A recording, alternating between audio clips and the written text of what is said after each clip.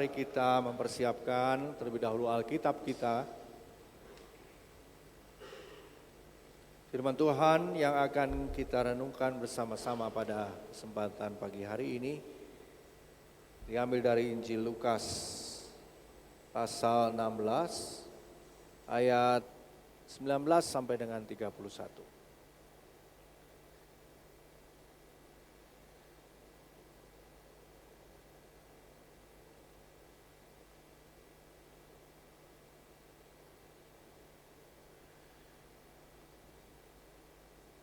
Mari kita berdoa. Kami hendak menautkan hati dan pikiran kami di dalam terang firman-Mu. Engkau yang menuntun kami di dalam segala situasi hidup kami. Pun ketika kami hendak bersama-sama mendengarkan sabda-Mu, kami berseru kepadamu agar Engkau menuntun kami dan memampukan kami untuk kami dapat melakukan sabda-Mu ini dalam hidup kami setiap hari. Demi Kristus Tuhan kami berdoa. Amin.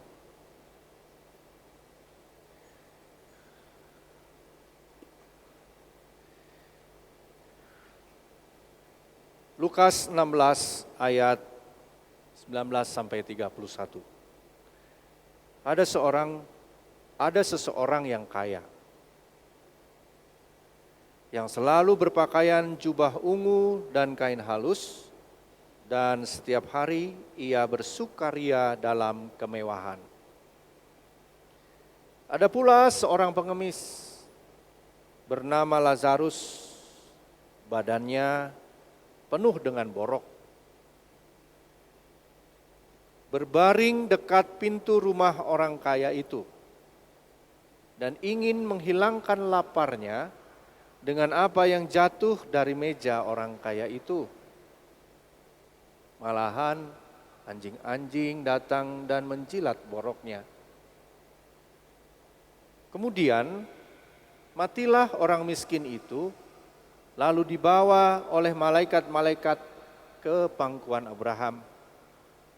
Orang kaya itu juga mati, lalu dikubur.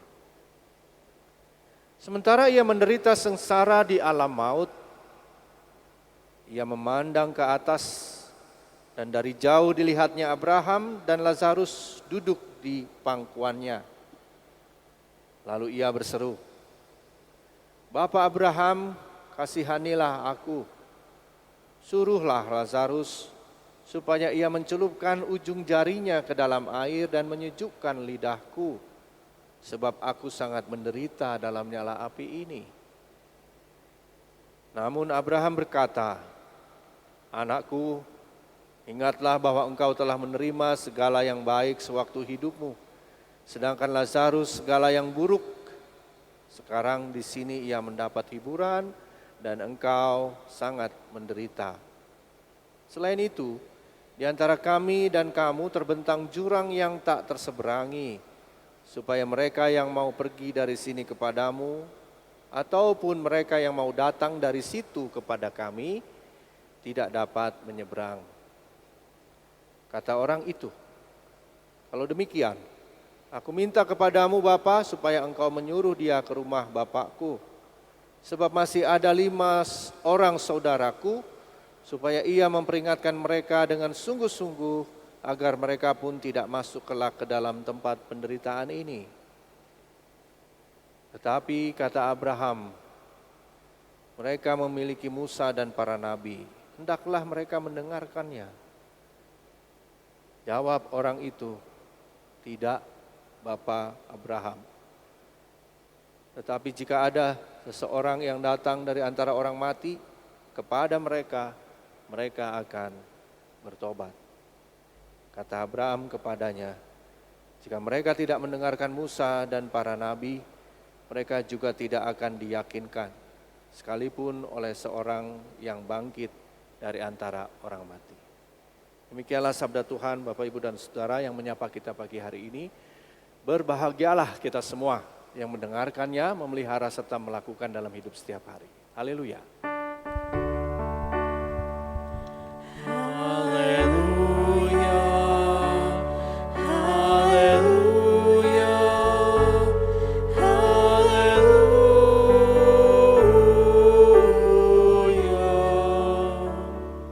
Shalom, selamat pagi Bapak Ibu dan Saudara semua. Kalau hari ini ada yang lelah, capek berbuat baik, angkat tangan. Saya juga capek Bapak Ibu berbuat baik hari ini. Atau dalam minggu ini ada yang capek, lelah, buat baik. Ada yang udah disabar-sabarin tapi tetap aja tuh gak berubah, angkat tangan.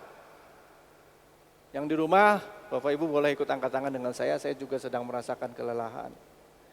Sudah sabar tapi tetap aja disalahpahami ya, selalu saja salah. Udah berbagi Bapak Ibu dan Saudara, dianggap masih kurang. Sudah menolong orang tapi jawabannya masih aja gak enak. Ada yang seperti itu? Pasti ada.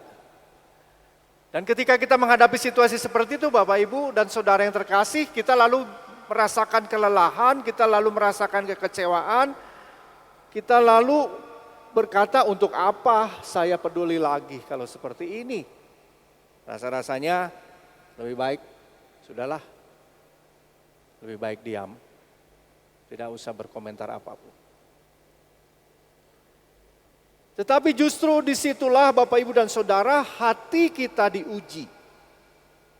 Sekali lagi, dalam kondisi lelah, capek, hati kita diuji, apakah kita berbuat baik karena ingin dilihat, atau karena kita sungguh percaya bahwa Allah melihat segala sesuatunya.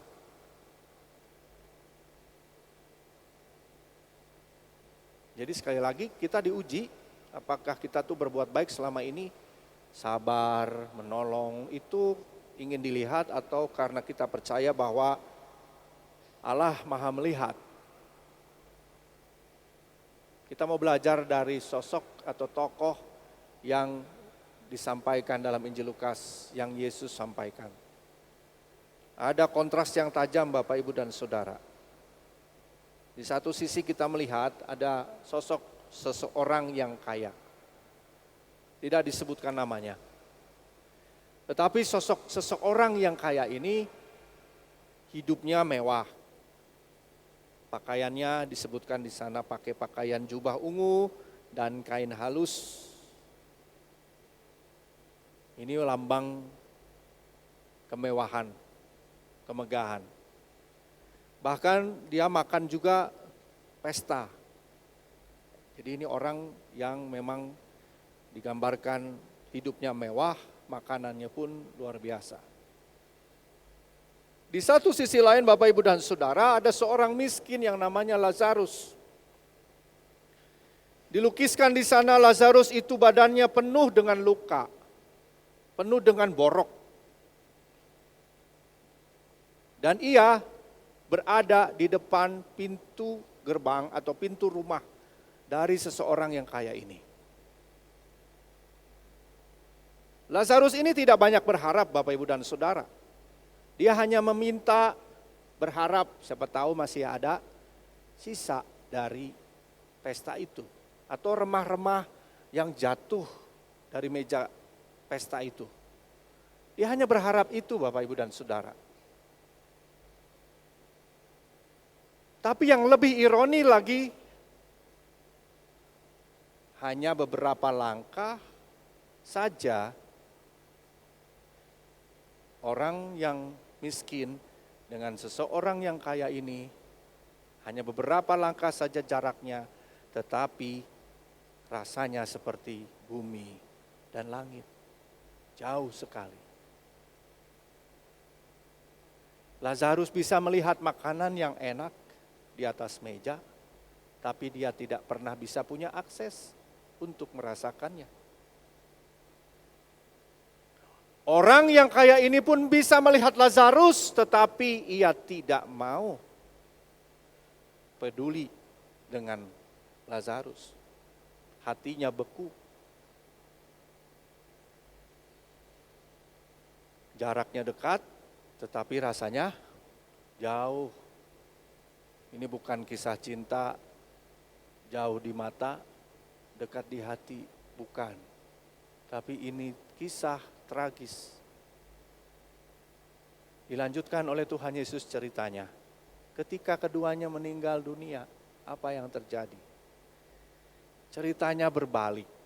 Lazarus meninggal, malaikat-malaikat menjemputnya, mengantarkannya ke pangkuan Abraham, sementara orang yang kaya ini kubur begitu saja.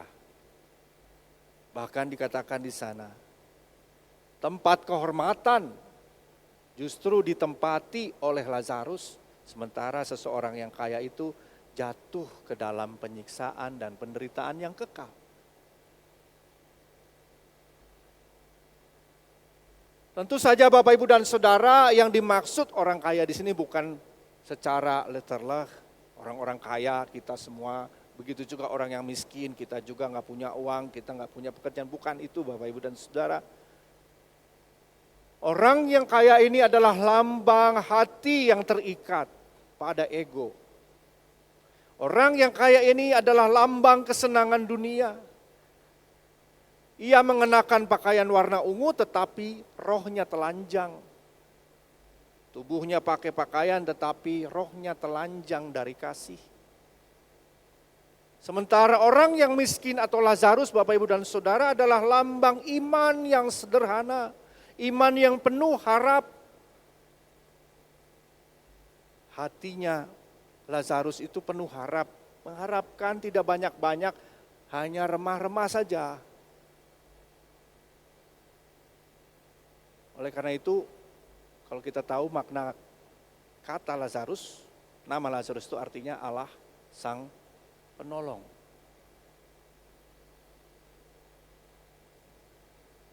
Sementara jurang pemisah yang besar yang memisahkan mereka adalah gambaran nyata bahwa kebaikan yang tidak dilakukan di dunia ini, Bapak Ibu dan Saudara, tidak bisa ditebus nanti. Bapak Ibu dan Saudara serta saya kalau mau berbuat baik itu kan selama kita masih hidup, bukan ketika kita sudah meninggal. Gimana caranya kita berbuat baik ketika kita sudah meninggal? Tidak bisa. Jadi kebaikan yang tidak dilakukan di dunia ini itu nggak bisa ditebus nanti ketika kita sudah meninggal dunia.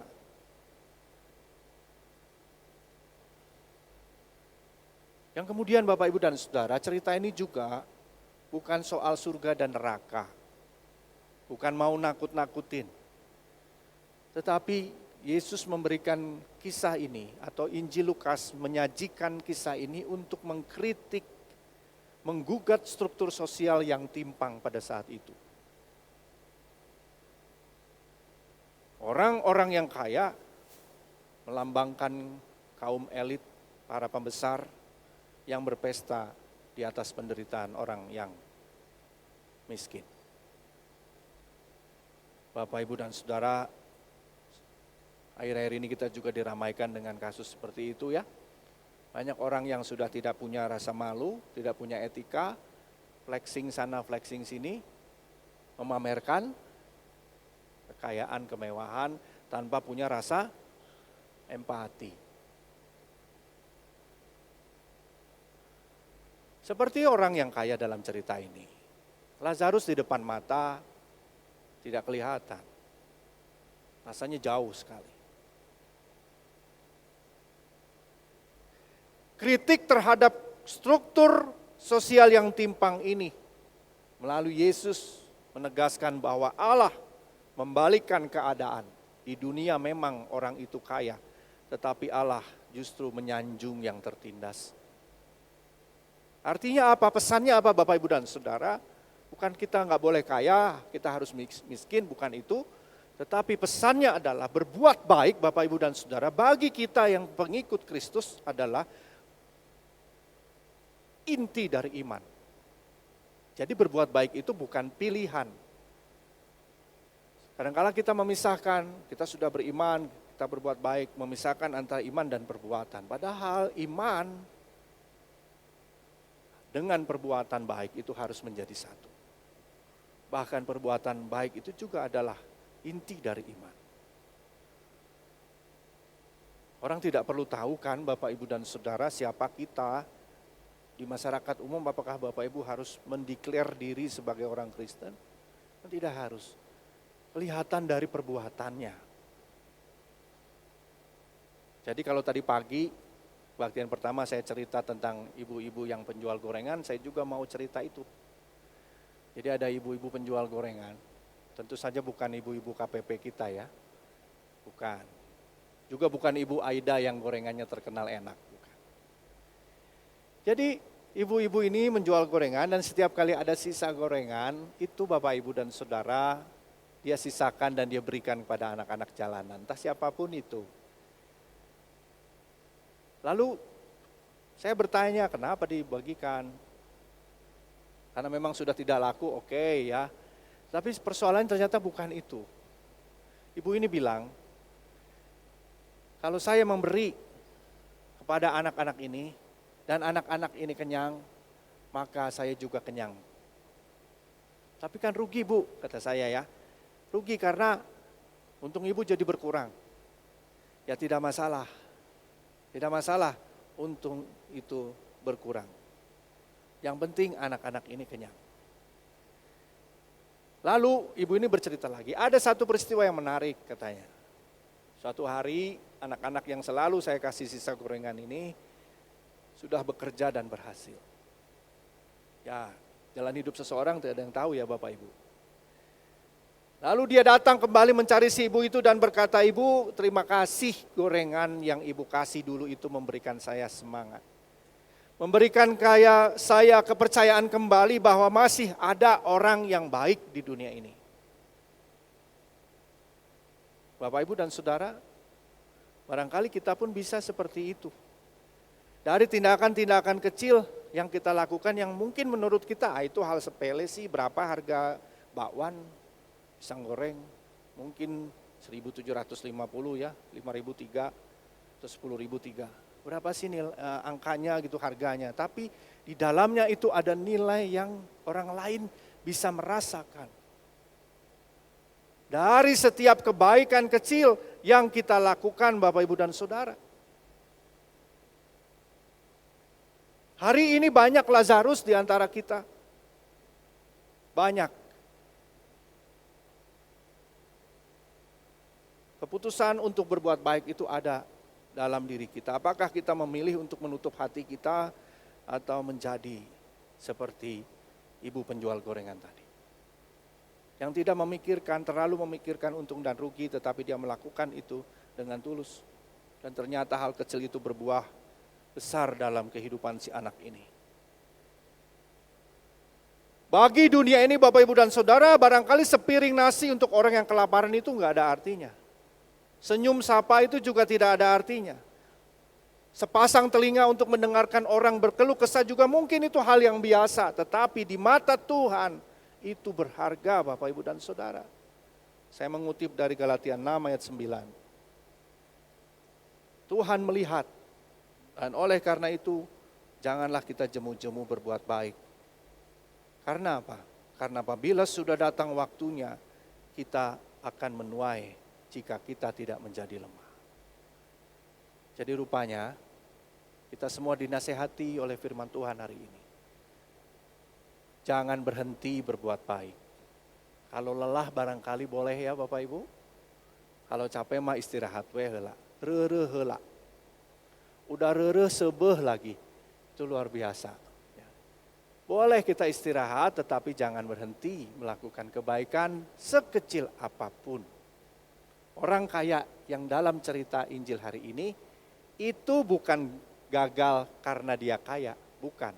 Tetapi karena dia tidak punya kepedulian. Lazarus dimuliakan bukan karena dia miskin, bukan. Tetapi karena dia punya hati berharap kepada Allah. Dan hari ini kita mau dipanggil Tuhan untuk punya kepedulian dan punya iman yang kokoh untuk terus berharap kepada Allah. Bapak, Ibu dan Saudara serta saya, mari kita terus berbuat baik. Jangan jemu sampai Tuhan memanggil kita. Amin.